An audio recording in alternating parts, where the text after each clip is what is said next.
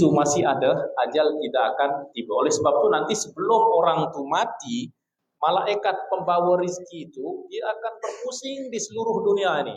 Dia cari ada tak rizkinya. Dia pergi ke Amerika, ada tak rezeki orang ni? Pergi ke Australia, ada ke? Pergi ke Mesir, pergi ke.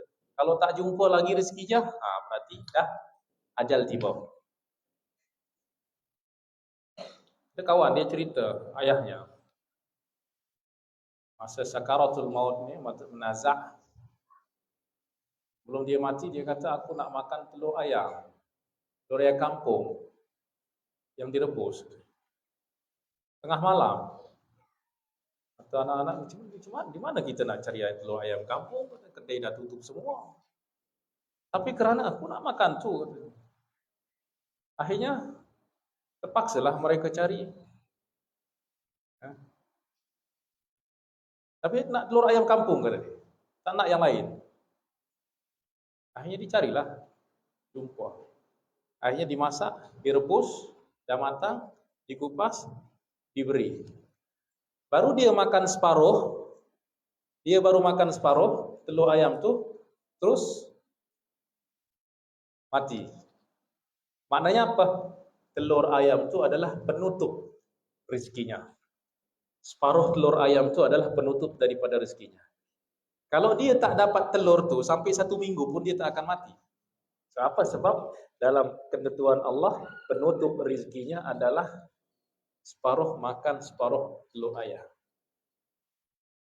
Maknanya sekecil apapun rezeki yang kita dapati telah ditulis. Oleh sebab itu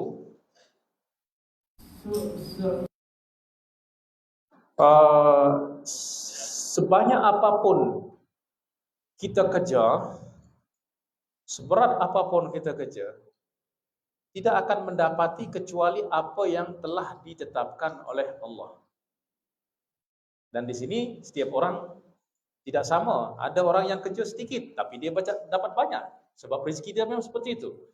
Ada orang yang kerja banyak dari pagi sampai petang tapi dapat sedikit. Memang rezeki dia seperti itu. Jadi tidak akan mendapati melainkan apa yang telah ditetapkan oleh Allah. Oleh sebab itu manusia itu kena tenang dalam mencari rezeki itu, tidak tergesa-gesa, tidak apa, aku nak cepat dapat. Akhirnya dia cari rezeki dengan cara yang haram. Dia tak sabar. Yang mesti kita ketahui bahawa kita tidak akan mendapati kecuali apa yang telah ditetapkan oleh Allah, dan tiap-tiap jiwa telah dijamin rizkinya. Dalam hadis di sini Rasulullah sallallahu alaihi wasallam sabda, "Inna ahadakum yujma'u khalqu fi batni ummihi 40 yawman, thumma yakunu 'alaqatan mithla dhalik, thumma yakunu mudghatan mithla dhalik, thumma yab'atsu Allahu malakan fayu'maru bi 4 kalimat." Maknanya kita berada dalam perut ibu selepas berlalu 40 hari, maka Allah perintahkan kepada malaikat untuk mencatat apa? Amalnya. Hidupnya nanti dia akan beramal baik ke, beramal tidak baik. Dah ada semuanya. Dia solat ke, tidak solat ke, dah ada semuanya. Kemudian ajalnya. Ajalnya ni maknanya berapa umurnya? Bila dia lahir, di mana dia lahir? Di hospital mana? Dah ditetapkan. Jam berapa? Menit ke berapa? Saat ke berapa? Dah ada. Kemudian di mana dia mati? Berapa umurnya? Apa sebab dia awangan? Semua dah ada dalam ketetapan Allah Subhanahu wa taala. Kemudian apa? Rizquhu, rizkinya. Berapa yang akan dia dapati dalam hidupnya? Wa syaqiyun am sa'id, apakah orang ni akan masuk surga atau masuk neraka? Dah ada. Semuanya dah finish. Maka dalam pasal rezeki, kata Imam Al-Haddad, tak banyak-banyak risau. Sebab memang semua dah diatur oleh Allah Subhanahu wa taala. Maka rezeki adalah pemberian Allah, dan tentu Allah memberi kepada tiap-tiap orang tidak sama, mengikut kepada hikmah yang diketahui oleh Allah Subhanahu wa taala. Terkadang ada orang yang diberi sedikit, terkadang ada orang yang diberi banyak. Mungkin dalam pandangan kita macam tak adil. Okey, saya nak tanya, Coba ibu bapa punya anak, ada umur 1 tahun, ada umur 5 tahun, ada umur 10 tahun, ada yang dah masuk universiti. Apakah kalau bagi duit yang sama? Sama kata sama? Tidak sama, mengikut kepada keperluan masing-masing. Yang dah yang masuk universiti dia punya keperluan, punya hajat yang lebih besar, maka dia diberi lebih banyak. Bukan berarti dia tidak adil. Keadilan itu adalah ya menempatkan segala sesuatu pada tempatnya. Justru tidak adil kalau yang dah masuk universiti dibagi sama seperti anak yang baru lahir. Maka Allah Subhanahu wa taala juga mengatur rezeki hamba seperti itu. Maka apa yang mesti kita buat? Maka kita kata Imam Al-Haddad, faridah was-sukhtu haram. Maka ridha kewajiban. Maknanya kita wajib ridha ke atas rezeki yang Allah beri kepada kita. Sama ada sedikit atau banyak, semua itu datang daripada bagi kita. Tapi seringkali kita tak terima. Kita selalu nak diberi apa yang kita inginkan. Sehingga kalau tak diberi, kita kecewa. Padahal Allah dah mengatur mana yang baik dan mana yang tidak baik menurut Allah Subhanahu wa taala. Terkadang Allah tidak beri, sebenarnya Allah tahu mungkin kalau dia diberi, justru pemberian ini akan membawanya kepada musibah. Satu contoh, ada pelajaran hidup. Ada kisah juga. Saya dengar daripada guru saya di Mesir. Dia cerita, masa dia menuntut ilmu, masih dipelajar di university, dia ada 3 orang kawan dekat lah. Selalu bersama orang, atau 4 orang. Kemudian di antara 4 orang ini ada seorang kawan, dia punya keinginan yang sangat kuat untuk nak punya motor. Motor tuh di Mesir tuh ada markahnya apa? Namanya Jawa. Tidak tahu kenapa dia nama Jawa. Itu daripada Jawa, dia bagi nama Jawa. Akhirnya mereka join di syarikat lah supaya nanti tiap tahun boleh bagi hasil dapat duit. Tapi memang dah nafsu dia untuk punya motor tuh memang selalu yang dia pikir tuh, tengok motor tuh, Allah, bila aku nak punya, tengok lagi bila aku nak punya. Pas itu juga yang dia inginkan. Akhirnya join syarikat, hanya selepas tahun ada terima duit lah bagi hasil. Hanya dia datang ke bank, ambil duit. Selepas tu dah, maknanya hati dia dah berbunga-bunga, tahu tak berbunga-bunga tu? Maknanya dah bahagia luar biasa. Sebab apa? Sebab dah ada duit untuk nak beli motor. Bahagia dah. Akhirnya apa? Baru keluar daripada bank, duit di tangan, tiba-tiba dia dirompak. Duit dia diambil orang. Ya Allah, bersedihnya luar biasa. Bayangkan coba. Impiannya dah ada di hadapan. Duit dah ada. Setahun, 2 tahun dia menunggu untuk menanti nak beli motor ni. Dah ada duit, tiba-tiba duit diambil orang. Masya Allah, menangis dah. Jangan bersedih. Nanti tahun hadapan boleh dapat duit lagi katanya. Akhirnya dia pun bersabarlah. Sabar. Hanya tahun berikutnya, akhirnya dia lepas 1 tahun, pergi lagi ke bank ambil duit. Baru ambil duit, belum sempat beli motor, ibu dia meninggal. tinggalkan hutang, macam lain sebagainya. Akhirnya duit habis lagi. Ya Allah, kenapa susah sangat nak beli, nak dapat motor ni? Macam Allah tak beri dia untuk nak dapat motor ni. Tahun hadapan katanya. Betul, dia akhirnya dia sabar je. Terima saja. Tapi dalam kenapa susah sangat nak punya? Dah 2 kali punya kesempatan tapi kesempatan tu hilang. Akhirnya kali ketiga, kata dia, macam dia nak dahului takdir. Selalu aku ambil duit pada tarikh ni, pada awal, pada hari yang biasa. Kata. Akhirnya selalu pada awal tahun, satu hari bulan Januari, akhirnya dia ambil akhir Desember. Aku nak ambil lebih awal. Katanya. Akhirnya lepas tu betul, dia ambil pergi ke bank. Ya. Kenapa tuan? Belum masanya untuk ambil duit. Tak apa, tolonglah. Dah 3 kali saya tak ada beli motor, tak dapat motor. Saya dah nak sangat nak punya motor. Akhirnya diberilah duit. Akhirnya apa? Dia tak pulang, dia terus pergi ke kedai motor. Dia terus beli sana, akad, dah selesai. Kata yang kedai motor, nanti kami hantar motor ke rumah tuan katanya. Kata dia, tak, saya akan bawa sendiri katanya. Saya akan bawa sendiri katanya. Ya betul lah, dia terima motor tu, lepas tu dia menikmati impian dia yang dah 3 tahun.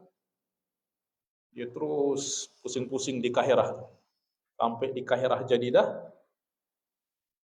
Akhirnya, tiba-tiba kawan yang 3 orang ni, mereka tengah di bilik lah, di rumah, tiba-tiba dapat telefon. Halo, kamu nama Amru Hilmi kan? Betul, saya Amru Hilmi. Kamu kenal orang ni kan? Iya, saya kenal kata. Itu kawan dekat saya kata. Cepat, mari datang kata. Kemana? Ke hospital kata.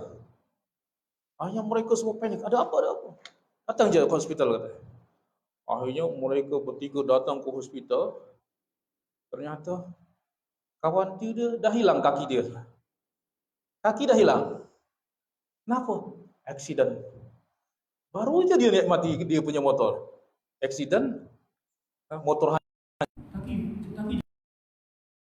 sampai di sana, kawan yang hilang kakinya dia tertawa.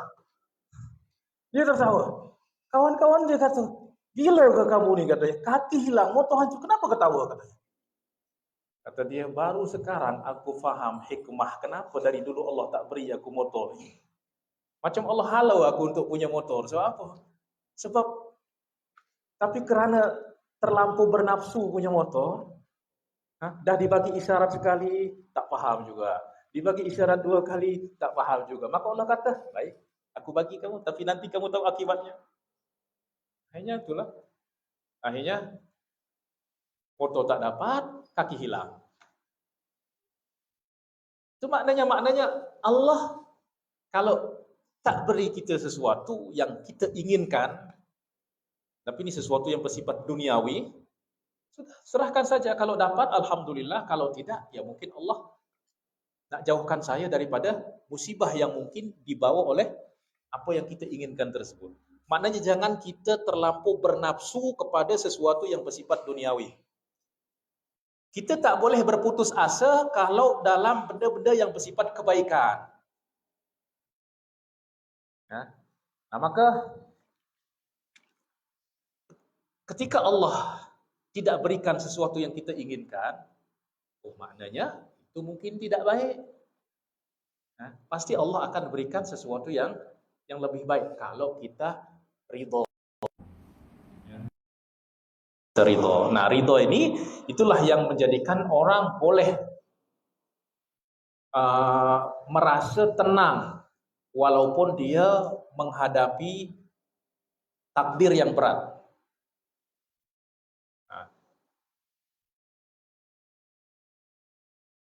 Dan manusia itu dibuat menderita dalam hidupnya ini oleh sebab nafsu. Jadi yang membuat kita menderita itu nafsu kita. Sebab apa? Nafsu kita tidak pernah terima kepada takdir yang Allah kehendaki berlaku. Sehingga selamanya takdir dengan kehendak kita itu berlawanan.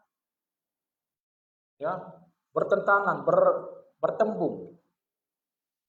Sehingga takdir pasti berlaku, apa yang dikehendaki nafsu tidak akan didapati. Maka selama nafsu tidak terima dengan takdir ketetapan Allah, maka selama itu juga dia akan sengsara. Jadi saya ibaratkan seperti ini.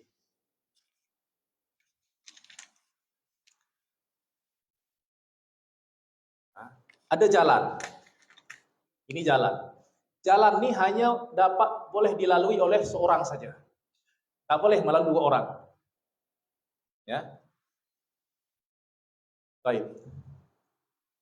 Suatu ketika ada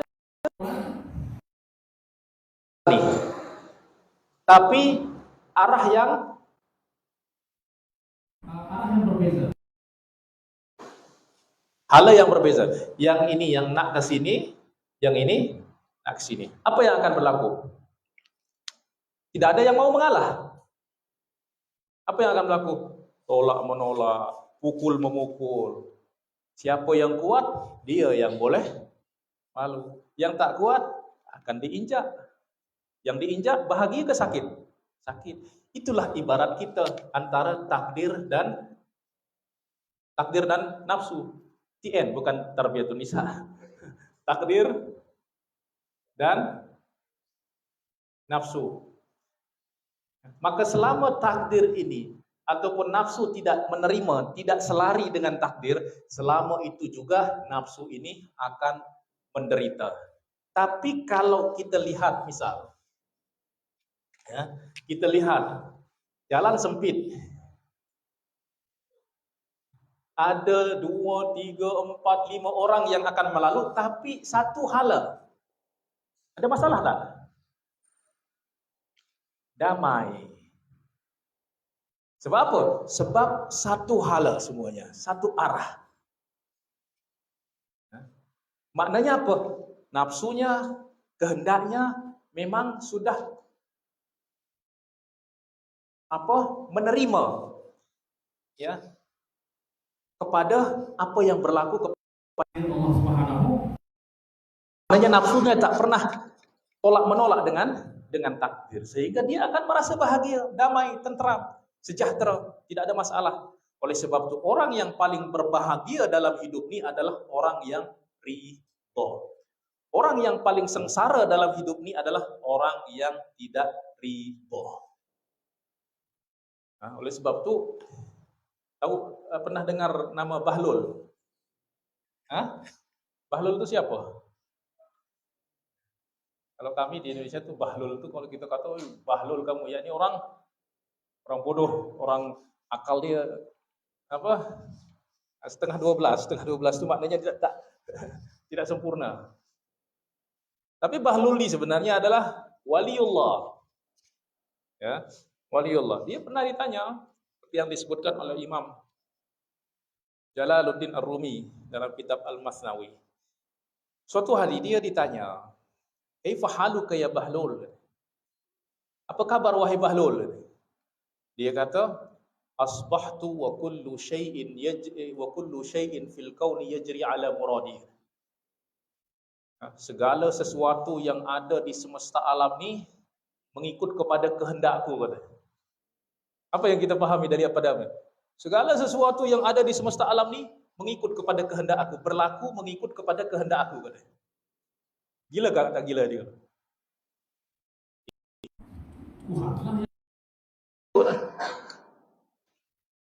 Maka orang kalau dia tak faham ungkapan Bahlul ni, maka dia akan kata gila, dan itulah sebab orang kata banyak kata dia gila. Tapi apa yang dia kata itu sebenarnya betul. Sebab apa? Kemudian dijelaskan, semua yang berlaku di semesta alam ni, dia tidak akan berlaku kecuali atas izin dan atas kehendak Allah. Dan apa yang Allah kehendaki, itulah yang aku kehendaki juga, katanya. Jadi semua sama dengan apa yang aku kehendaki. Sebab apa? Sebab kehendak aku mengikut kepada kehendak Allah. Jadi seakan-akan semua yang ada di semesta alam ni, dia ikut kehendak aku. Sebab apa? Kehendak aku mengikut kepada kehendak Allah. Maknanya tidak ada yang bertembung, tidak ada yang berlawanan dengan. Nah, maka itulah Bahlul itu memang orang paling tenang dalam hidupnya, walaupun dia duduk di kubur. Banyak duduk di kubur, padahal dia keluarga khalifah. Tapi dia banyak duduk di kubur. Kenapa? Inilah kampung aku nanti, katanya. Saya pernah dijemput oleh Harun Ar-Rasyid. Jom datang ke istana, situlah tempat kamu katanya. Akhirnya dia kata kepada Harun Ar-Rasyid, kamulah yang datang sini. Kenapa? Sebab sinilah tempat kamu nanti katanya. Hah? Coba, nanti kamu duduk di istana sekarang, tapi pada akhirnya nanti kamu datang sini. Baik kamu daripada awal sini supaya kamu tak menyesal nanti. Memang apa yang dikata itu betul semuanya. Nah, maka nafsu kalau sudah ridha, sudah dengan apa yang Allah subhanahu, maka itu adalah orang yang paling bahagia. Ya, Rasulullah Shallallahu Alaihi Wasallam bersabda, min sa'adatil mar'i ridahu bima qadallahu lahu. Ya, di antara kebahagiaan seorang hamba adalah dia ridha dengan apa yang Allah tentukan, tetapkan, takdirkan baginya. Wa min saqawati ibni Adam tarkuhu istikharat Allah.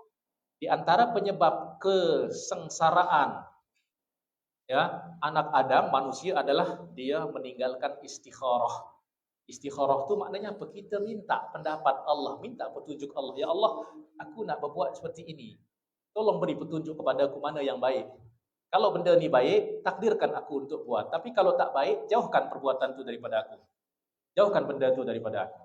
Sehingga orang kalau dia berbuat seperti itu, dia akan dituntun oleh Allah kepada mana yang baik baginya. Wa min sa'adati ibni Adam sukhtuhu bima qadallah. Min syaqawah. Dan di antara kesengsaraannya ialah ketidakpuasan batinnya dengan apa yang telah ditetapkan oleh Allah. Dia tak terima, maka selama itulah dia akan sengsara. Ya. Nah, maka kata Imam Al-Haddad, faridha faridah was-sukhtu haram. Ya. Kalau kita ridha dengan apa yang Allah berikan, Allah pun akan ridha kita. Kalau kita marah dengan apa yang Allah takdirkan kepada kita, maka Allah pun marah kepada kita. Itulah seperti yang saya kata tadi, cobaan itu yang Allah beri kepada kita berupa musibah misalnya, itu boleh menjadi azab, boleh menjadi rahmat. Siapa yang tentukan? Kita. Kalau kita ridha, Allah ridai kita. Tapi kalau kita marah, Allah akan marah balik kepada kita. Ya. Maka ini berkenaan dengan ridha. Ya. Jadi kita mesti berbaik sangkalah kepada Allah. Bahwa apa yang Allah beri, itulah yang baik bagi kita. Apa yang Allah tidak beri, pasti ya di saat Allah tidak beri, maka itu tidak baik. Ya. Jangan kita seperti budak-budak kecil tu, ya, tak diberi oleh orang tuanya, marah, menangis. Padahal kalau diberi oleh orang tuanya, justru itu akan berbahaya. Ya. Tengoklah, nafsu tu seperti kanak-kanak tu. Kalau tengok nafsu tu, lihat kepada anak-anak. Setahun, 2 tahun. Anak-anak itu apa? Dia tidak berpikir akibat daripada perbuatannya. Yang penting dia suka. Berbahaya ke tak berbahaya, dia tak fikir. Sebab apa? Sebab dia tiada akal. Ya, dia tidak ada akal untuk nak bezakan mana yang baik dan mana yang. Maka orang tua yang ada akal menjaga, dia menghalau dia daripada mana yang berbahaya, membiarkannya daripada apa yang bermanfaat. Nah, macam tu juga kita ada nafsu. Jangan lepas dari. Kalau akal kata buat, buat. Kalau akal kata jangan buat, jangan buat. Ya. Nah, maka akal, nafsu, syahwat, kemudian ada amarah. Amarah dan syahwat, ya, nafsu amarah dan nafsu syahwat mesti mengikut kepada panduan akal. Jangan akal yang mengikut kepada panduan nafsu. Ya. Kerana kalau nafsu mengikut kepada panduan akal, maka akan lahir akhlak-akhlak yang mulia. Amarah mengikut kepada panduan akal, juga akan lahir akhlak-akhlak yang mulia. Tapi kalau akal berada di bawah, di bawah kawalan daripada nafsu, daripada syahwat, musibahlah yang berlaku. Semua akhlak yang tercela itu disebabkan kerana akal berada di bawah, nafsu berada di atas.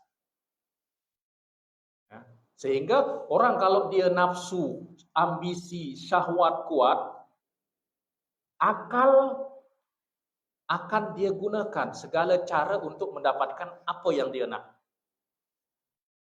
Oleh sebab itu orang-orang yang cerdik, kalau dia nafsu duniawinya kuat, maka dia akan menggunakan kecerdikan untuk mendapatkan. Oleh sebab itu, kalau orang cerdik, dia boleh mencuri berapa? Duit negara pun dia curi. Kemudian apa? Terlepas pula daripada hukuman. Sebab apa? Sebab dia cerdik. Maka dia gunakan kecerdikannya untuk memenuhi hasrat nafsunya. Ya. Tapi kalau orang bodoh, dia mungkin hanya boleh curi ayam saja. Lepas itu ditangkap, dipukul ramai oleh masyarakat, mati.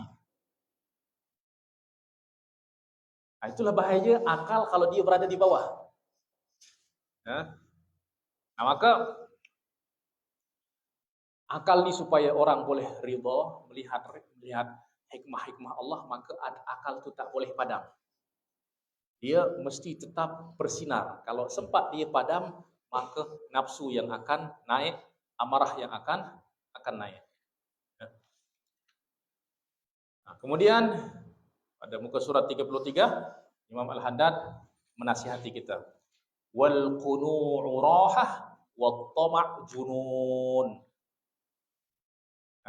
Al-qunu' yakni qanaah. Qanaah itu apa? Merasa cukup. Ya. Merasa cukup dengan apa yang diberikan oleh Allah.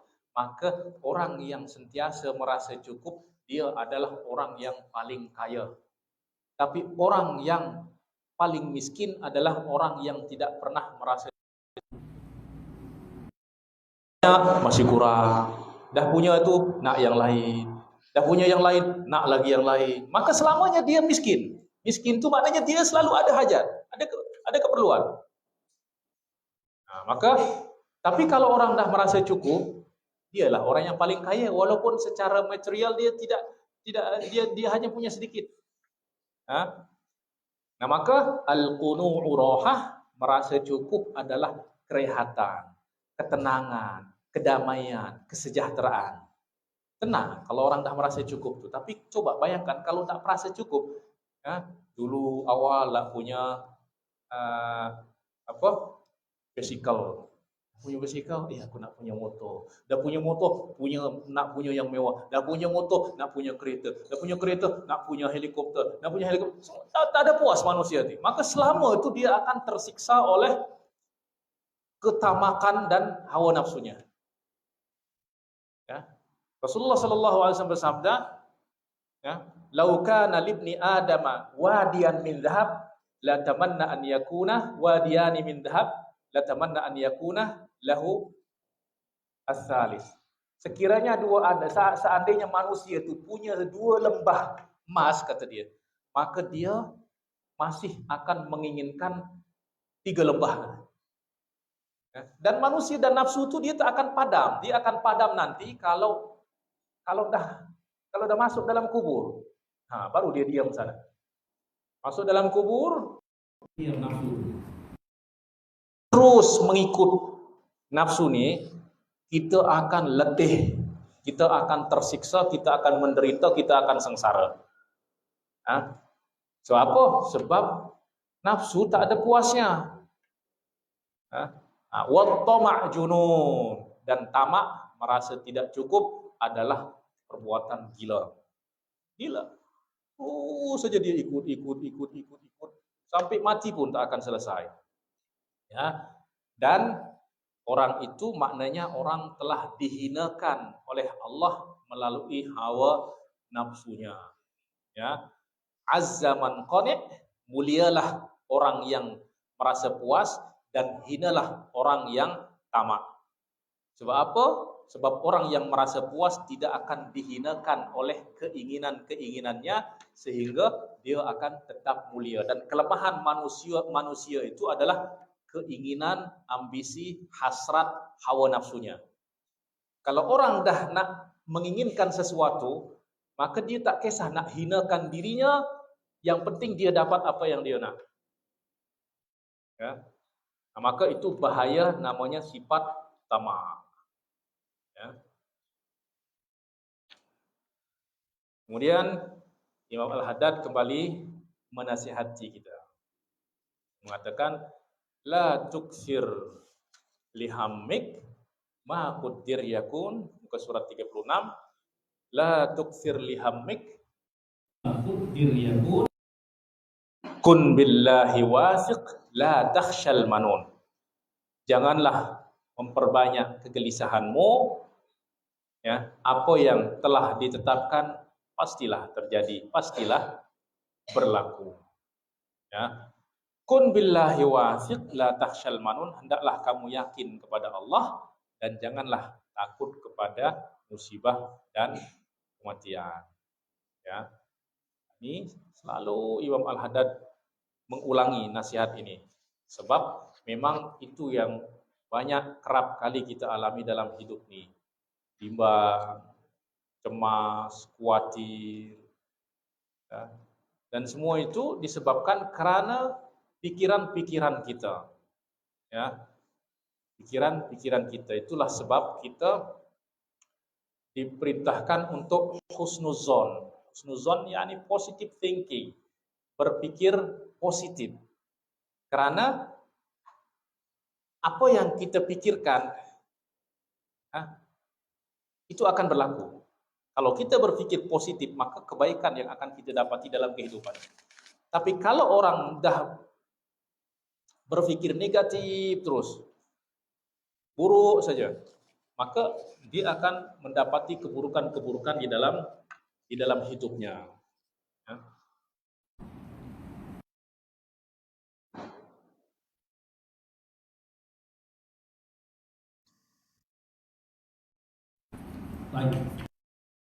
Kemudian muka surat 37, anta wal khalaiq kulluhum abid wal ilahu fina yaf'alu ma yurid. Jadi bahwa merasa cukup, ridha dengan apa yang Allah beri, sebab memang kita tiada pilihan. Ya, kita tidak ada pilihan. Yang memilih adalah Allah. Ya.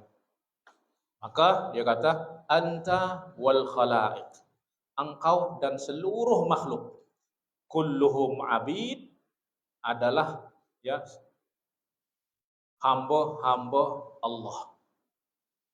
Semua makhluk adalah hamba-hamba Allah. Wal ilahu fina yaf'alu ma yurid, dan Tuhan melakukan apapun yang Ia kehendaki kepada kita. Tetapi sekali lagi, apa yang dikehendaki oleh Allah berlaku, itulah yang baik bagi kita, dengan syarat kita serahkan kepada Allah, kita berserah kepada Allah. Tapi kalau kita komplain terus, maka Allah pun akan berbuat kepada kita, ya, sesuatu yang berat untuk kita hadapi. Sebab apa? Sebab kita tak terima kepada takdir. Ya. Oleh sebab itu,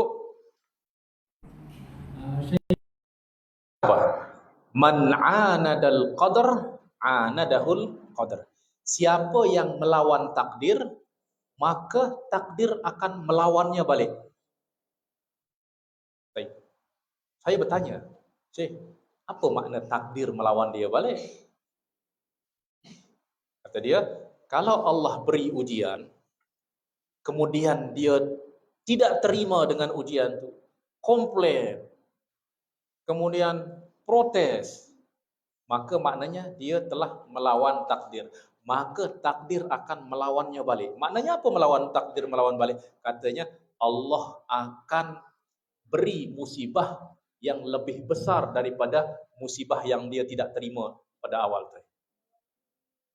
Ya, Allah akan beri musibah yang lebih besar. Maknanya takdir akan membawanya kepada musibah yang lagi besar. Ya, tapi kalau orang ridho, musibah pasti turun. Ya, kita tak dapat nak menghalau takdir untuk tidak berlaku, tidak. Tapi yang boleh kita buat, kita berdoa, kalaupun takdir itu berlaku, dia turun dengan ringan, terasa ringan. Oleh sebab itu para aulia itu kalau mereka berdoa, mereka kata apa? Allahumma inna la nas'aluka raddal qada. Ya Allah, kami tidak memohon kepadamu untuk menghalau takdir berlaku. Walakin nas'aluka lutfa fihi. Tapi kami memohon kalaupun takdir itu turun dengan kelembutanmu. Orang boleh ringan. Oleh sebab itu musibah yang sama diberikan kepada hamba, beberapa hamba, ada yang mungkin Masya Allah terasa berat, ada yang terasa ringan. Ya, padahal musibah sama. Nah, yang ringan ni sebab dia Allah beri keringanan. Sebab apa? Sebab dia ridha. Sehingga ridha itulah dan keyakinan itulah yang menjadikan cobaan dan ujian itu menjadi ringan. Ya. Maka yang mesti kita ketahui bahawa kita tak ada pilihan memang. Apa yang Allah tetapkan akan berlaku, itulah yang berlaku. Kita tak boleh nak pilih-pilih, ya Allah aku nak yang ni berlaku, yang ni aku tak nak. Tak boleh. Allah yang tentukan mana yang akan berlaku, mana yang tidak berlaku. Ya. Wa rabbuka yakhluqu ma yasha' wa yakhtar. Ma kana lahumul khiyar. Tuhanmu menciptakan dan dialah yang memilih. Maka lahumul khiyar. Hamba tidak ada pilihan. Nah, maka kita di sini ada dua pilihan saja. Kita terima atau tidak terima. Kita terima, kita tidak terima, takdir itu pasti berlaku juga. Kita terima, berlaku juga. Tapi kalau kita terima, Allah akan berikan kita balasan kebaikan. Kalau kita tidak terima, Allah akan berikan kita musibah, balasan keburukan. Maka pilihan terima. Kita punya pilihan. Ya. Pilihan kita bukan berlaku ke tidak berlaku, tidak. Berlaku pasti berlaku. Yang menjadi pilihan kita adalah kita terima ke tidak terima. Kemudian pada muka surat 38, hammuka waghtimamuk waihak ma yufid al-qada'u taqaddam faghnamis sukun.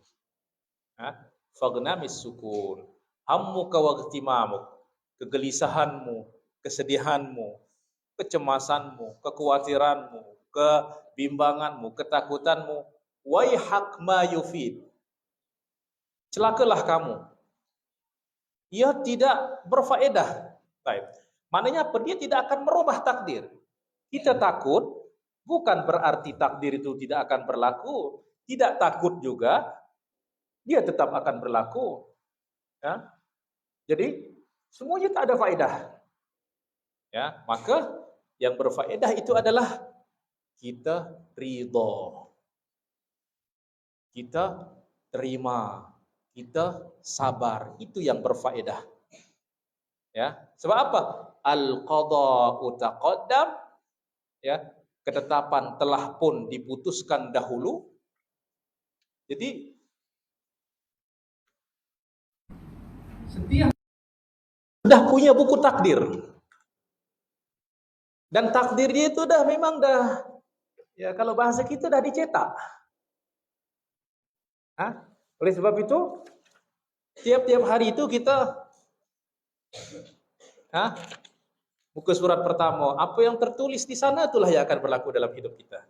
Yang esok kita tak tahu lagi sebab apa? Sebab kita belum baca. Samalah seperti ini. Yang kita tahu adalah apa yang kita baca. Yang belum kita baca, kita tak tahu. Macam tu juga takdir. Kita hanya tahu apa yang dah berlaku. Yang belum lagi berlaku, tak tahu kita esok apa yang berlaku. Tetapi semua sudah dicetak. Dalam hadis Rasulullah SAW bersabda apa? Rufi'atil aqlam wa jaffatis suhuf. Maknanya apa? Pen yang menulis takdir itu dah diangkat, dah ditutup. Ya, tidak lagi menulis. Maknanya apa? Dah tuntas. Ya, dah finish. Wa jaffatis suhuf. Wa jaffatis suhuf, dan kertas lembaran takdir itu pun dah kering, dawatnya dah kering. Maknanya apa? Dah dicetak. So kita tak boleh nak merubah. Tak dapat nak merubah apa yang telah ditulis oleh Allah Subhanahu wa taala. Kita tinggal terima saja. Terima kita selamat, tidak terima kita celaka. Salim taslam. Terimalah, berserahlah kepadanya. Dan sekali lagi, itu ada pada tadi yang saya sebut, berserah diri kepada Allah, berbaik sangka kepada Allah. Pada berbaik sangka ni maknanya selalu berfikir baik tentang Allah Subhanahu wa taala. Contoh Nabi Ibrahim. Nabi Ibrahim ada ujian tak dalam hidupnya? Berat ujiannya. Bermula daripada idz qala lahu rabbuhu aslim. Jika Allah berkata kepada Ibrahim, aslim, berserahlah. Qala aslamtu li rabbil alamin. Kata dia, aku berserah kepada Tuhan semesta alam. Apakah cukup sampai sana? Apakah terus? Tidak. Apa yang kita ucapkan, apa yang kita ikrarkan, Allah akan beri ujian. Maka Nabi Ibrahim ketika kata aku berserah diri kepada Allah, Allah beri ujian untuk membuktikan kebenaran daripada apa yang dia ucapkan. Allah dah tahu bahawa Nabi Ibrahim itu akan benar dalam ucapan, tapi Allah nak beri pelajaran kepada kita. Hanya apa? Ujian yang pertama adalah jika Nabi Ibrahim diperintahkan untuk berdakwah di Babylon, di Irak lah sekarang, semua orang menolak dakwahnya, ya. Dan kaumnya lebih memilih untuk beribadat kepada patung-patung berhala. Ini manusia tak guna akal ni, kata Nabi Ibrahim. Ya. Mana? Coba bayangkan, Tuhan tu dia punya sifat apa? Dia mencipta, bukan diciptakan, ya tak? Tuhan itu mencipta dan bukan diciptakan. Kemudian yang kedua, Tuhan itu menjaga, bukan dijaga. Dia memelihara, bukan dia yang dipelihara. Akhirnya apa? Nabi Ibrahim nak hidupkan mereka punya akal. Hanya suatu hari ada perayaan besar, semua orang berhimpun satu tempat. Nabi Ibrahim diajak, "Jom ikut," kata dia. "Ini sakim, aku tengah sakit," kata. Kata dia, "Tak nak ikut, aku sakit," kata. Maknanya mungkin sakit hatilah dengan perbuatan kaumnya. Akhirnya apa? Dia hancurkan, dia pecahkan semua Tuhan-Tuhan tu. Kemudian dia tinggalkan satu Tuhan yang besar, patung yang besar tu. Dia beri kampak tu. Lepas tu kaumnya pulang, mereka terkejut. Siapa pecahkan Tuhan-Tuhan kami, katanya. Siapa pecahkan Tuhan-Tuhan kami? Tengok, baru ditinggalkan sehari, Tuhannya dah pecah-pecah semua. Jadi tak boleh tak dijaga. Mesti dia perlu kepada penjagaan. Ini kan namanya Tuhan. Tuhan tu dia yang menjaga, bukan dia yang dijaga. Ini baru ditinggalkan sehari, dah pecah-pecah semua. Siapa yang buat ni, katanya? Kami dengar Ibrahim lah yang sebut-sebut pasal Tuhan kami ini, Tuhan kita, katanya. Akhirnya Nabi Ibrahim pun dipanggil. Kamu ke yang pecah-pecahkan Tuhan-Tuhan kami, katanya. Kenapa tanya? Aku tak pegang kampak. Tengok tu dia, patung besar tu yang pegang kampak. Tanyalah dia, katanya. Kata dia, gila ke kamu, katanya. Mana dia boleh bercakap, kata dia. Kamu kata aku gila? Sebab aku suruh kamu bertanya kepada patung tu. Lagi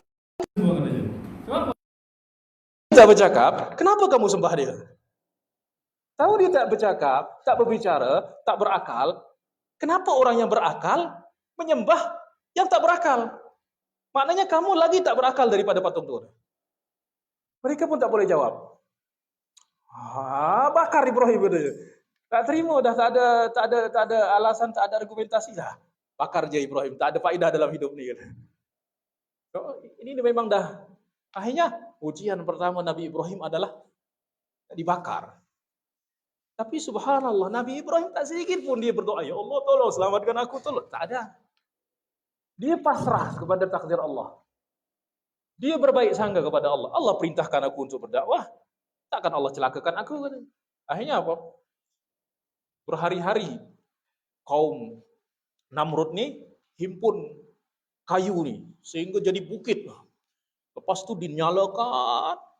Lepas tu dah nyala semua, bukit api, baru Nabi Ibrahim dilempar dengan alat perang dulu untuk lempar bola api besi itu.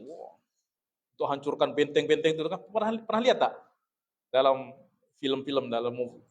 Nabi Ibrahim dilempar dengan tu. Dalam kitab-kitab tafsir dan kitab-kitab sejarah, di antaranya Ibnu Katsir sebutkan, masa Nabi Ibrahim itu terbang, dilempar, sebelum masuk dalam api itu, Jibril alaihissalam turun. Dan kata apa? Inna rabbaka yuqri'uka salam. Tuhan sampaikan salam kepada kamu. Ada keperluan tak? Ada hajat tak? Ada nak meminta sesuatu tak? Faqala amma ilaika fala. Kalau nak minta kepada kamu, aku tak akan minta kepada kamu. Sebab apa? Sebab kamu juga makhluk sama seperti aku, katanya. Tidak, kepada Tuhan lah, minta kepada Tuhan, katanya. Amma ilaihi fa ilmuhu bihali yughnihi an su'ali.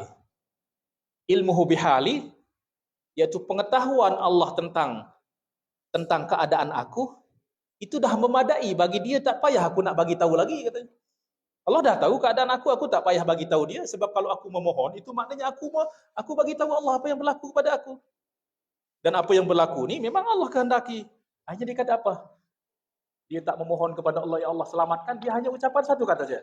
Hasbunallahu wa ni'mal wakil. Hasbunallah, cukuplah ya bagi kami Allah sebagai pelindung, wa ni'mal wakil. Hanya apa? Itu menunjukkan, kata ini menunjukkan kepada berserah diri kepada Allah dan berbaik sangka kepada Allah. Maka kerana Ibrahim alaihissalam berbaik sangka dan berserah kepada Allah, maka Allah perintahkan kepada api itu, ya naru kuni bardan wa salaman ala Ibrahim. Wahai api, jadilah kamu sejuk bagi Ibrahim. Sehingga Nabi Ibrahim masuk dalam api, dia tak rasa berada dalam api, dia rasa diri dia berada dalam syurga. Orang lihat dia dah jadi abu, dah jadi debu dah. Nabi Ibrahim makanlah makanan-makanan syurga sana. Tak rasa. Api itu membakar atas izin Allah. Allah tak kehendaki, tidak akan berlaku. Ya. Dan oleh sebab apa? Oleh sebab ucapan hasbunallahu wa ni'mal wakil. Jadi doa ini memiliki rahasia yang luar biasa. Ya. Menunjukkan kepada kepasrahan.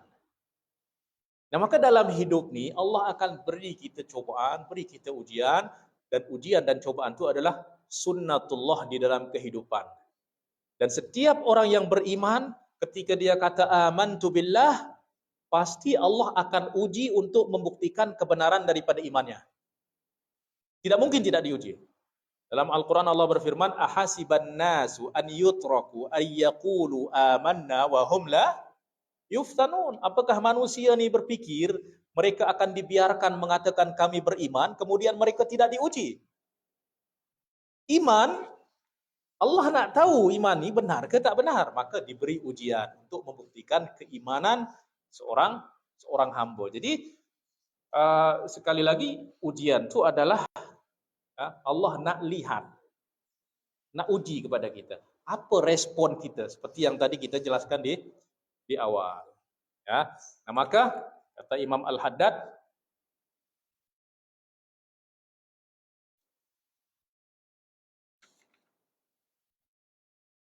al-qada'u taqaddam faghnamis sukut.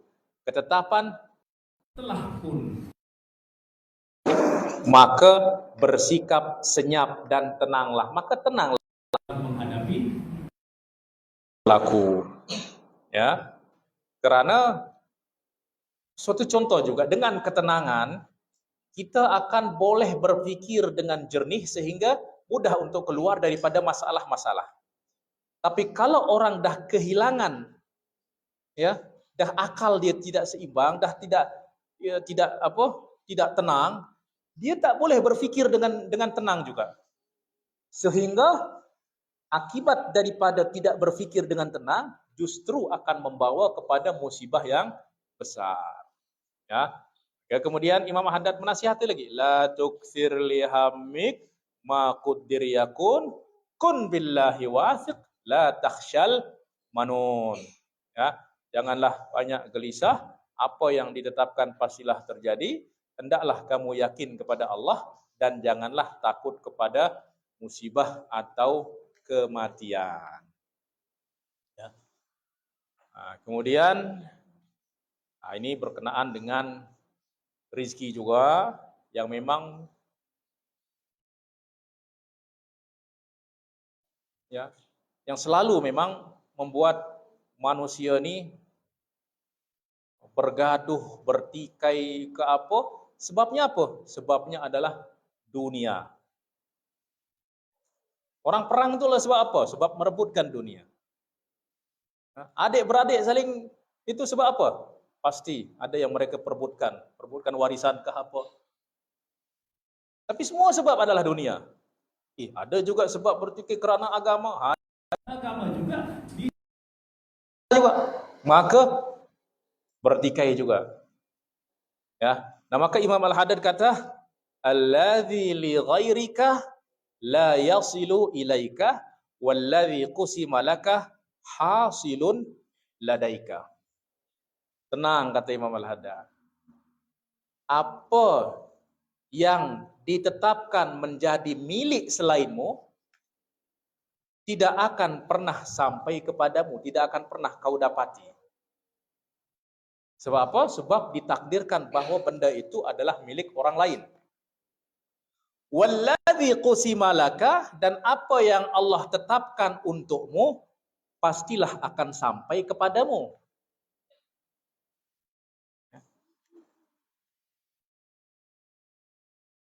Jadi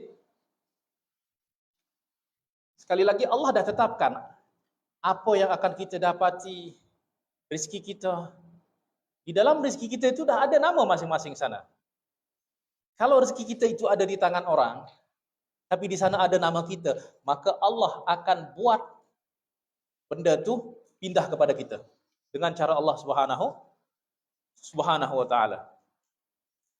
Kalau bukan rezeki kita, apa yang dah ada di tangan kita pun akan hilang, pergi kepada orang.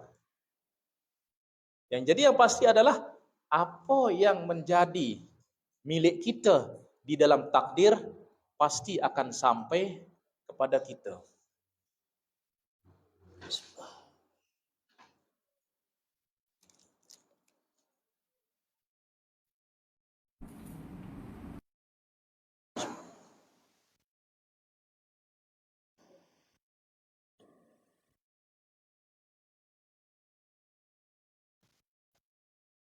Air ini rezeki ke bukan? Rezeki. Air ini ada di mana sekarang? Ada di Sabah, di Taurah. Saya berasal dari mana? Daripada Lombok. Lombok tuh Jawa, Bali, Lombok. Kalau flight daripada sini ke KL dulu, 2 jam, 3 jam, dari KL ke Jakarta dulu, atau ada yang direct daripada KL ke Lombok 3 jam. Tapi Allah tetapkan saya dapat rezeki di Sabah. Tidak ada nama di sini. Pasti akan saya dapati. Saya tak pernah minta pun, tak pernah cari pun, dia datang. Sebab apa? Sebab sudah menjadi takdir untuk menjadi milik saya. Ada sebuah kisah. Saya banyak cerita, tak apa. Jadi pengalaman hidup itu adalah ibrah dalam pelajaran. Saya dulu pertama, awal-awal saya balik daripada Mesir. Saya balik daripada Mesir, cuti, nak balik ke Lombok. Tahu Lombok kan? Pernah dengar Lombok tak? Lombok ni tempat cantik.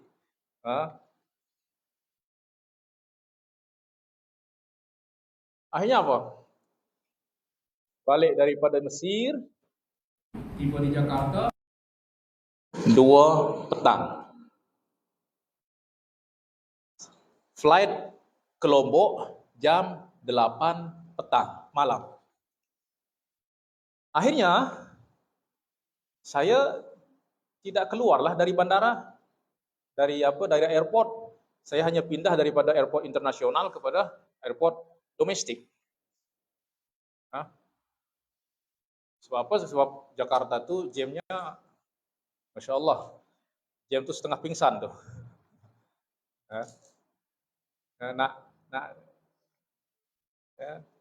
Nak pergi ke jarak ke 5 km tuh boleh setengah hari tuh, kalau hari jam.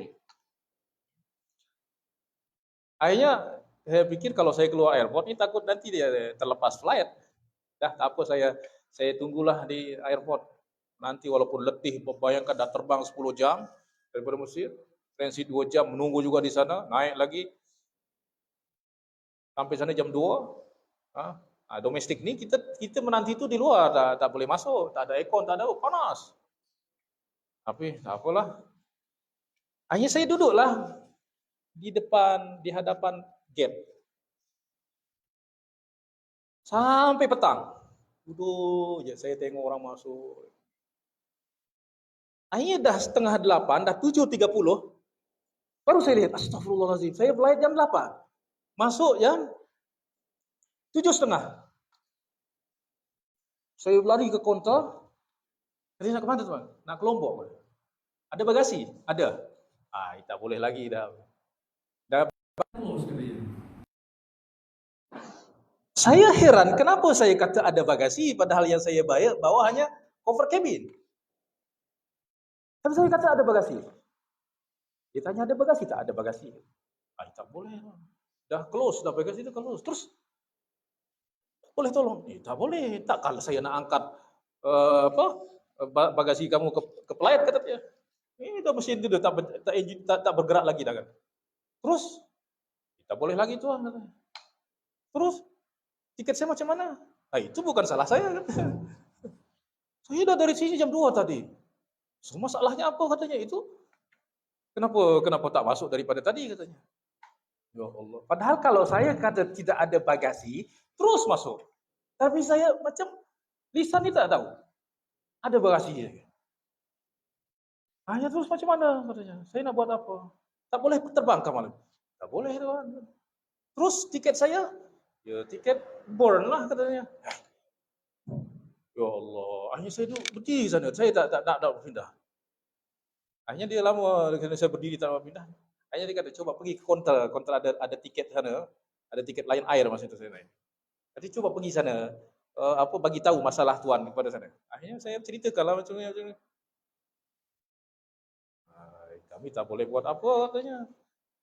Nah ini dah nak jam 8 dah, mana boleh dah. Tak boleh lagi dah katanya. Terus esok nanti ada jam 5 pagi kata ada penerbangan ke Lombok lagi, ada flight ke Lombok. Saya bayangkan saya dah jam 2 nak menunggu lagi. Ya Allah, letih luar biasa dah. Akhirnya dia kata, tapi kami bagi free tiket free dah kata. Kalau free tak apa. Ini juga saya aneh, kenapa dia bagi saya tiket free padahal ini kesalahan saya yang salah. Mestinya memang dah burn dah flight syarikat tak mau tahu. Tapi dia kata kami bagi tiket free tak apa. Akhirnya okeylah tak apa. Bagi tiket free tak apalah. Akhirnya saya pun dengan langsung letih luar biasa, akhirnya saya pun keluar. Musibah apa ni? Apa yang berlaku kepada saya ni? Kenapa saya boleh terlepas flight padahal saya duduk depan gate tu, saya tengok orang jalan. Masuk. Kenapa daripada awal tu saya tak lihat jam? Akhirnya saya keluarlah daripada gate, exit, Ya, saya call semua kawan-kawan saya untuk saya nak tidur semalam-malam tu. Tapi semua orang yang saya call, tak ada yang angkat satupun. Ada yang nomornya dia tak aktif, ada. Ya Allah, ini musibah apa lagi ini? Ada adik ipar juga dekat, duduk di dekat airport sana, saya call juga tak boleh di call. Musibah apa lagi ini? Akhirnya saya keluar daripada gate tu, datanglah seorang makcik dengan anaknya, anak perempuan. Kata dia, Tuan, katanya, Tuan nak pergi ke Bandung? Tidak, saya tidak pergi ke Bandung. Kenapa? Kenapa tanya saya ke Bandung? Kata dia, sebenarnya kalau Tuan ke Bandung, kami nak ikut. Kata dia, sebab apa? Sebab kami kehabisan duit, kehilangan duit, tak ada untuk nak beli tiket ke Bandung, katanya. Akhirnya saya kata, tiket berapa? Dia sial-sial. Saya beri dia tiket terus, saya tengok dia terus naik bas. Saya tak fikir. Lepas tu saya merenung, kenapa ini boleh berlaku kepada saya? Saya duduk depan gate, daripada jam 2 saya menanti di sana. Kenapa boleh terlepas flight? Lama saya merenung, apa hikmah, kenapa ni berlaku kepada saya? Akhirnya subhanallah, saya apa namanya? Tiba-tiba subhanallah. Saya pernah baca sebuah kitab, dalam kitab itu disebutkan bahwa setiap rizki yang akan didapati oleh setiap orang, dah ada nama sana. Siapa yang akan dapat bismillahirrahmanirrahim, fulan, fulan, fulan. Sehingga terkadang ada satu rizki itu didapati oleh banyak orang. Misal ada apple. Ada 5 orang sana. Pasti 5 orang akan dapati dia. Gimana? Ya mungkin dipotong, ambil separuh. Tapi pasti akan masing-masing dapati. Subhanallah, kata saya. Ini maknanya dalam poket saya, dah ada tertulis nama makcik ini dengan anaknya. Dan dalam takdir dia akan terima jam 8 di gate exit, pintu keluar. Dan ada dalam takdir seperti itu. So kalau saya flight tadi dah terbang, tidak mungkin. Tak mungkin juga saya terbang. Sebab memang dah ditakdirkan. Subhanallah, ternyata inilah hikmah Allah, sahaja buat saya terlambat, lepas flight, supaya apa? Untuk nak menghantar rezeki ini kepada makcik dan anaknya. Subhanallah, jadi sahaja Allah jadikan aku terlambat. Tapi Allah mudahkan juga, Allah bagi saya flight tiket free. Ini dah tanda juga, memang Allah tak keluarkan, tak nak saya keluar duit kepada untuk beli tiket tu. Tapi memang sebab apa? Sebab duit yang ada di dalam poket saya ni adalah rezeki daripada. Ya Allah, ternyata itulah hikmahnya. Dan banyak yang berlaku seperti itu. Sahaja ternyata ada hikmah. Ya. Dan maka ya Allah, selepas itu subhanallah mendapatkan hikmah seperti itu, rasa letih, rasa penat itu hilang. Saya menunggu tu, saya tak tidur malam tu, saya bertasbih subhanallah, subhanallah sampai jam 5. Tak terasa letih itu, subhanallah. Artinya Allah perlihatkan hikmah seperti itu, luar biasa. Hanya lepas itu berlaku apa? Jadi tak lepas itu namanya, kalau kita dah tahu bahawa semua itu diatur ke, kita terlambat ke atau apa, pasti ada hikmah di balik semua itu. Saya pernah juga sekali ini, berlaku lagi di airport juga, ini banyak pengalaman.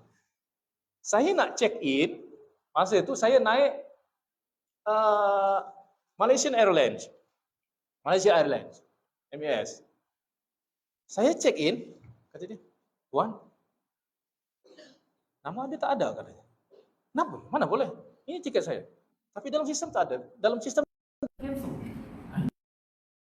mana boleh? Tak ada pemberitahuan kepada saya. Tak ada pemberitahuan pun kepada kawan yang beli tiket tu. Saya tanya, ada pemberitahuan tak bahawa tiket saya di-cancel? Ya, tidak ada. Hai, pelik ni.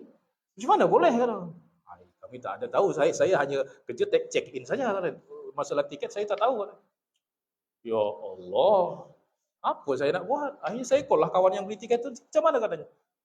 Oh, tak apa, saya dah ada insurans, katanya. Apa? Akhirnya apa? Ternyata Allah nak bagi saya flight yang lebih besar. Akhirnya naik KLM lah masa itu. Yang mestinya pakai Boeing 737, jadi yang Airbus besar. Ini selesa lagi ni.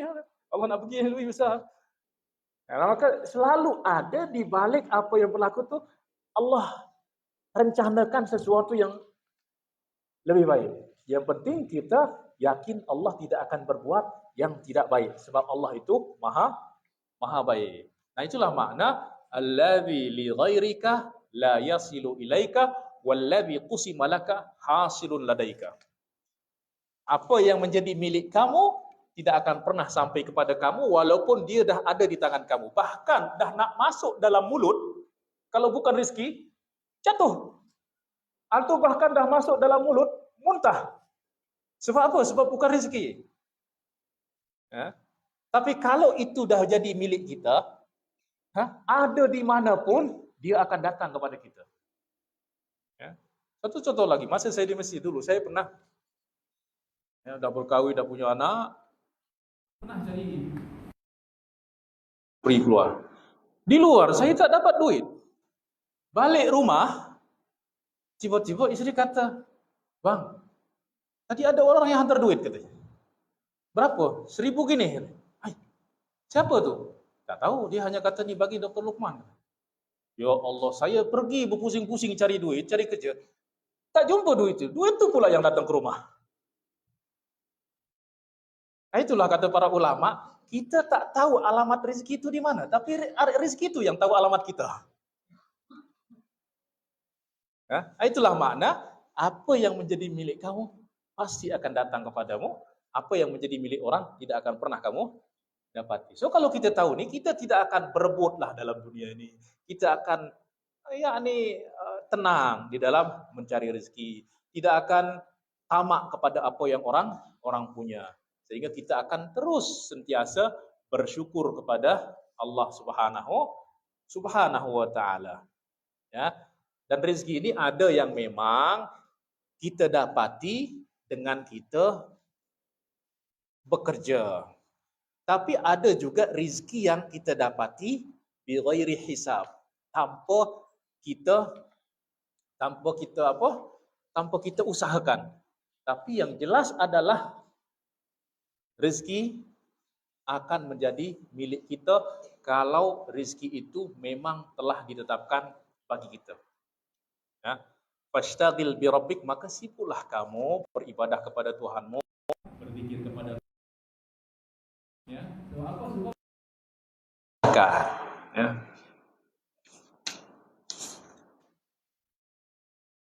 Tapi satu kisah terakhir, lepas itu sudah tak ada. Boleh? Okey. Dulu saya nak ke Mesir, belajar ke Mesir, saya tak ada informasi sedikit pun tentang ke Mesir tu. Saya habis pondok, belajar di pondok tu tahun 1996. Mungkin belum lahir lagi nih. 1996. Masa tu orang tua saya suruh saya untuk pergi belajar ke Mesir, tapi saya tak mau. Tak ada minat, tak ada keinginan. Akhirnya saya tak ada minat belajar di mana-mana. Akhirnya saya duduklah di pondok sana mengabdi mengajar selama 2 tahun, hampir 3 tahun. Pada tahun 1998 atau akhir 97 ada krisis moneter, krisis ekonomi yang seluruh Asia tu. Di sana krisis luar biasa. Tak tahu minat belajar tu datang, saya nak ke Mesir. Orang tua kata, marah. Dulu saya suruh kamu, sebelum krisis kamu belajar ke Mesir, kamu tak mau. Sekarang kita dah krisis macam ni, saya macam mana nak cari duit untuk pergi ke sana? Saya kata, kalau tak belajar ke Mesir, saya tak akan belajar. Saya tak mau belajar, saya tak mau sambunglah kalau macam tu katanya. Peninglah orang tua.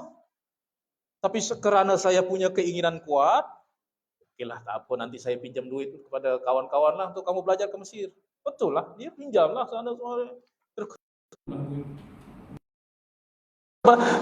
Bertolaklah ke Jakarta dan saya tak tahu cara nak pergi ke Mesir tu macam mana, nak dapat visa macam mana, nak beli tiket pun macam mana. Saya pergi je ke Mesir. Akhirnya saya daripada Lombok ke Jakarta tu naik apa? Daripada Lombok naik kapal laut ke Bali. Bali naik bos, lepas tu nanti naik kapal laut lagi ke Jawa, lepas tu naik bos ke Jakarta. Coba tahu tak? Satu kampung itu menghantar saya ke ke pelabuhan tuh. Satu kampung itu, masya Allah, saya naik itu semua kata, goodbye. Sampai di Jakarta, saya tak tahu nak buat apa sana. Cuma nak pergi ke Mesir. Hanya sampai 1 bulan sana saya tahu tak nak buat apa. Akhirnya dah hampir berputus asa, dah nak balik kampung lagi. Saya ingat lambaian satu kampung tu, katanya gimana boleh saya udah satu kampung menghantar saya masa itu dah. Tak boleh. Akhirnya saya ada datang ke pondok sana. Dia kata apa? Di sana sekarang tu ada beberapa pelajar yang dah ada tadrib tu apa? Dia dah persiapkan dah 3 bulan sana, mereka dapat beasiswa, dah 3 bulan sana ada pelatihan, ada kursus, persiapan ke Mesir. Coba kamu pergi sana, mungkin boleh ikut dapat visa kan. Akhirnya saya diantar oleh ustaz saya. Akhirnya yang bertanggung jawab sana itu kata, okey, jom besok jumpa dengan direktur departemen.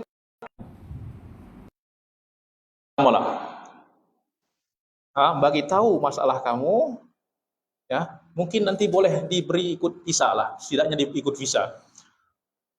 Akhirnya niat saya hari itu adalah yang penting saya nak belajar. Ya Allah, mudahkan saya nak belajar. Engkau perintahkan kami untuk nak belajar. Takkan kau sulitkan kami, ya Allah, mudahkanlah. Akhirnya betul lah, saya esoknya diantar oleh guru saya, oleh ustaz saya ke berjumpa dengan direktur departemen agama namanya tempat kami itu. Akhirnya dia kata perintahkan kepada staf dia, okey, uji anak ni, kata. Tes dia, kata. Tes bahasa Arab dan Al-Quran, kata. Akhirnya diteslah saya bahasa Arab. Memang dah pondok dulu tiap-tiap hari itu bercakap Arab, wajib, fardu ain. Seminggu bahasa Arab, seminggu bahasa Inggris. Tak cakap, mahkamah tu dah besok malam maghrib tu mahkamah dah tu. Rotan tu dah berkali-kali dah sini ni. Dulu kami memang macam tu lah. Ya. Sekarang tu selopor polis lah tu. Lah dulu okey, kita rotan tu dah berkali-kali dah sini ni. Ya. Akhirnya tes bahasa Arab. Okey katanya. Al-Quran, okey. Tak apa, masukkan. Bagi dia beasiswa juga, katanya. Ya Allah. Saya tak pernah terfikir nak dapat beasiswa, nak dapat visa pun dah syukur sangat dah. Ini bukan hanya visa saja, bahkan dapat beasiswa juga. Bagi dia, masukkan dia dalam apa? Dalam pelajar yang menerima beasiswa. Subhanallah. Menangis di sana. Ya Allah, tak pernah saya terbayangkan. Saya bagi seperti itu. Ya. Subhanallah. Hanya apa? Kawan-kawan tu dah 3 bulan sana itu mereka dikurung sana pelatihan. Ini siapa ni 3 hari tiba-tiba datang ikut ada ya, ada saya kata ya, ada Allah mudahkan, Allah bagi jalan gitu. Ya, akhirnya seperti itulah. Nah, maknanya apa? Memang itulah rezeki yang kita memang tidak terfikir Allah akan beri seperti apa. Yang penting kita jangan terputus daripada berharap kepada Allah. Itu saja yang saya baca ayat-ayat falaula nafara min kulli ummatin min kulli firqatin ta'ifatun liyatafaqahu fid din wal yunziru qaumahum idza raja'u la'allahum yahdurun. Ya Allah, aku nak jalankan perintah kamu ni, ya Allah. Ya, tolong mudahkan. Ya Allah, tak terfikir pun saya sampai saya dapat beasiswa. Ya, nah maka inilah makna wallazi qusima laka hasilun ladaik. Apa yang telah ditetapkan bagimu pasti kamu akan dapati, walaupun kamu tak pernah terfikir. Yang penting kita tidak boleh berputus harapan dan berputus harap daripada Allah Subhanahu wa taala. Baik. Allah dah tetapkan kita punya rezeki, maka kata Imam Haddad apa? Fashtaghil bi rabbika wallazi 'alaik. Maknanya urusan rezeki itu jangan sibukkan. Jangan sibukkan apa? Jangan sibukkan hati. Fisik boleh sibuk apa? Tapi dengan rezeki. Kerana rezeki itu Allah dah jamin. Ya macam seperti ini. Orang bekerja di kerajaan. Itu kan dia dah ada gaji, ya tak? Memang dah ditetapkan kerajaan tiap-tiap bulan dia akan dapat gaji.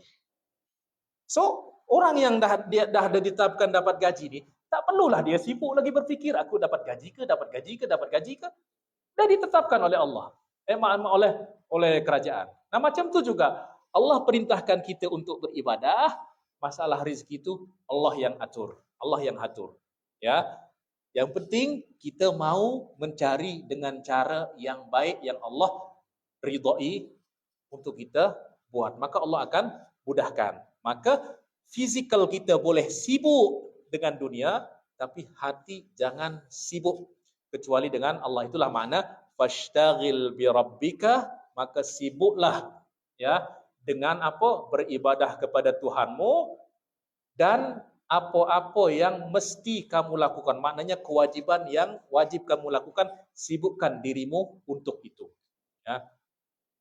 Fi fardil haqiqah wa syar'il musun, yaitu kewajiban yang memang telah ditetapkan dalam kewajiban hakikat dan syariat yang terjaga. Maknanya kewajiban-kewajiban kita dah dijelaskan di dalam Al-Quran, di dalam sunnah dan lain sebagainya. Ya, Allah perintahkan kita untuk beribadah, maka Allah jamin apa yang kita perlukan supaya kita boleh ibadah. Ya. Sama kalau kita bekerja akan untuk melakukan tugas, maka selama kita jalankan tugas, maka apa yang kita perlukan akan dijamin oleh yang perintahkan kepada kita. Oleh sebab itu, Imam Ibn Athaillah berkata, arih nafsaka minat tadbir, fama qama bihi ghairuka anka, la taqum bihi anta. Lepaskan dirimu daripada perencanaanmu. Nah, kerana apa yang telah dilakukan dijamin oleh selainmu, yakni oleh Tuhanmu, untukmu, janganlah engkau sibukkan dirimu dengannya. Jadi jangan sibuk di sini maknanya jangan sibukkan hati. Bukan maknanya tak payah kerjalah kalau macam tu nanti Tuhan yang bagi rezeki, tidak. Maknanya tidak menyibukkan hati ya, walaupun fizikal kita sibuk. Ya, dan itulah yang dipuji oleh Allah Subhanahu wa taala, orang yang sibuk bekerja tapi hati dia sibuk bersama Allah, sibuk berzikir. Ya, rijalul la tulhihim tijaratun wala bai'un an dzikrillah. Mereka tetap berniaga, mereka tetap berjual beli, mereka berada di pasar, mereka berada di mall berjual beli. Tapi hati sentiasa berzikir kepada Allah Subhanahu wa taala. Itulah yang Allah inginkan daripada kita. Kita sibuk dengan dunia, fizikal kita, tapi hati sentiasa bersama Allah. Ya. Nah, maka sehingga kalau kita merasa seperti itu, kita akan tenang dalam hidup ni. Tidak tergesa-gesa, tidak terburu-buru, tidak tamak kepada apa yang bukan menjadi milik kita. Nah, maka lagi Al-Imam Al-Haddad mengatakan la tuwathiq la takhshal manun. Janganlah banyak gelisah, banyak takut, banyak khawatir. Ya, apa yang telah ditetapkan pastilah terjadi, pastilah berlaku. Kun billahi wathiq. Hendaklah engkau yakin kepada Allah, la takhshal manun, janganlah takut kepada musibah atau kematian. Syar'il Mustafa, yakni kewajiban yang dijelaskan di dalam Syar'il Masun, dalam syariat yang terjaga. Syariat yang mana? Syar'il Mustafa, yaitu syariat Al-Mustafa, yaitu insan pilihan, yaitu syariat Nabi Muhammad sallallahu alaihi wasallam. Al-Hadil Bashir, pemberi petunjuk dan berita gembira kepada orang-orang yang beriman. Ya. Khatmil Anbiya, penutup para nabi atau penghujung para nabi. Al-Badril Munir, bagi bulan purnama yang bersinar terang. Ya. Ini menggambarkan tentang syariat. Maknanya sibuklah menjalankan kewajiban kamu seperti apa yang telah dijelaskan di dalam syariat Rasulullah sallallahu alaihi wasallam yang menunjukkan jalan kepada kita, menuntun kita, memandu, memberi panduan kepada kita. Sallallahu alaihi rabbul qadiru marihus saba malat bil ghusun. Semoga selawat ke atasnya ya sentiasa tercurahkan daripada Tuhan yang Maha Kuasa. Ya, marihus saba malat bil ghusun, sepanjang hembusan angin pagi menerpa dahan-dahan pokok. La tukthir lihamik, maknanya Allah selawatmu ke atas Rasulullah sallallahu alaihi wasallam selama-lamanya. La tukthir li hammik ma quddir yakun kun billahi wathiq la takhshal manun. Ya, janganlah banyak gelisah, apa yang telah ditetapkan pastilah berlaku, hendaklah kamu yakin kepada Allah dan janganlah takut kepada musibah dan kematian. Walhamdulillahi rabbil alamin. Ya, itulah nasihat-nasihat Imam Haddad melalui qasidahnya Ilzam Baba Rabbik. Yang inilah yang dinamakan dengan fiqhul hayat, fiqh kehidupan. Kalau kita tidak ada ilmu, maka kita akan terombang-ambing. Maknanya apa? Terombang-ambing itu memang seperti kita berada di apa? Di dalam ombak nih. Ya, kita tidak akan selamat. Tetapi kalau kita ada ilmu, ya maka kita boleh, ya maknanya boleh berenanglah di dalam gelombang tersebut, ya macam orang yang main apa namanya, yang untuk apa, yang di apa, yang di ombak tuh, dia skateboard, macam orang skateboard lah.